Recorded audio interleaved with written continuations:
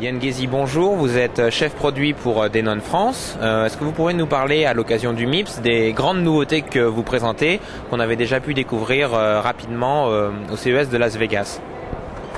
Oui, on va lancer plusieurs produits. On a le 3805 qui va être lancé là courant mai en France, qui est un ampli audio-vidéo avec un tuner intégré, avec la fonction Auto Setup et Room EQ. On lancera fin d'année, courant décembre, la série AVPX qui se compose d'un drive DVD, d'un préampli audio, d'un préampli vidéo et d'un bloc 7 canaux numériques pour la fin d'année.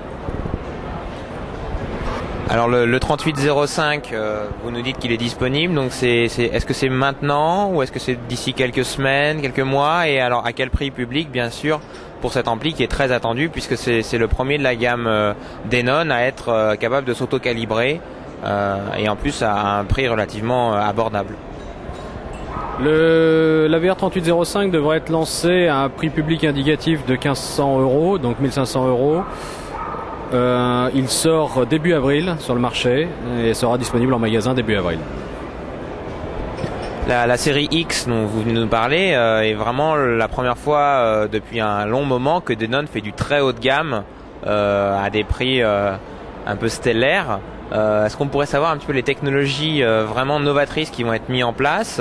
Parce qu'on sait qu'il y a une liaison numérique jusqu'à l'amplificateur qui lui-même fonctionne en numérique. On aimerait bien en savoir un petit peu plus puisque ça a l'air d'être vraiment des monstres dans leur domaine.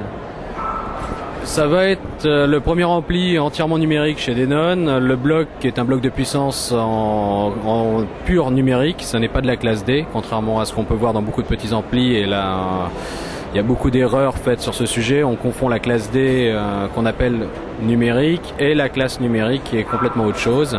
Là, ça sera 7 blocs de puissance en numérique pur. On sera dans les 7 x 270 watts à peu près en 8 ohms. Pour le moment, on peut pas encore trop dévoiler la liaison numérique puisque ça va être un brevet qui, dû à ce brevet, on a un petit retard sur le marché. Donc je pense qu'on sera là pour décembre. Le préampli, lui, sera purement un préampli avec tous les processeurs intégrés, canaux séparés, dédiés à l'audio. Et on aura un scaler vidéo, préampli vidéo complètement séparé avec du HDMI, du DVI bien sûr et d'autres surprises. Après tous ces beaux produits et une gamme de lecteurs DVD qui a un franc succès puisque vous avez un lecteur DVD avec une sortie vidéo numérique qui marche extrêmement bien, donc le A11. Qu'est-ce que Denon nous prépare dans les mois à venir, on va dire jusqu'aux fêtes de fin d'année? On aura courant d'année des gammes intermédiaires entre le A11 et le A1. On aura un nouveau produit qui va venir s'intercaler entre ces deux produits, qui sera un lecteur universel bien sûr.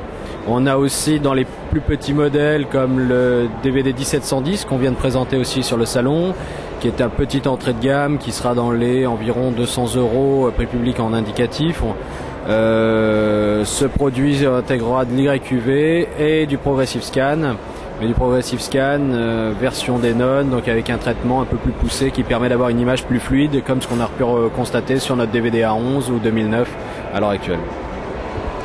Et alors au niveau des enregistreurs DVD, comment va se positionner Denon sur ce marché?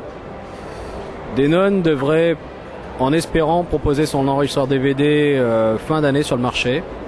Ce n'est pas encore sûr et certain, on est en train de travailler dessus. Parce que Denon veut vraiment sortir un lecteur enregistreur de DVD avec disque dur, mais avec des spécificités bien propres et un appareil haut de gamme avec scaler et des choses comme ça. Et enfin, est-ce que vous pourriez nous parler de tout ce qui se passe autour de Denon, de tout ce qui est rachat de sociétés annexes à l'échelle internationale, nous expliquer un petit peu à nos lecteurs qui n'ont pas forcément suivi tout ce qui s'est passé récemment et qui ne font que accroître l'ampleur de Denon à travers le monde? Denon fait partie d'une holding, donc c'est un groupe de financiers qui a racheté plusieurs marques, dont Denon, Marantz, Macintosh, Rio, Escient, Replay TV. À l'intérieur de ça, chaque marque reste entièrement indépendante.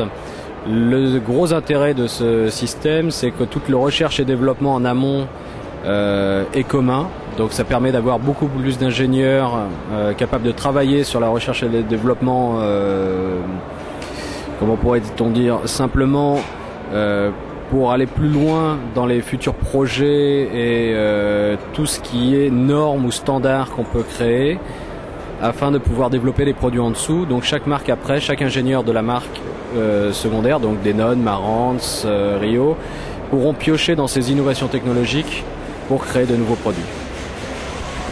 Yann Guézy, merci. On vous dit sûrement à bientôt et puis on dit à nos lecteurs de garder un petit œil sur CineNow où il y aura une présentation exclusive en vidéo du 3805 dans quelques semaines.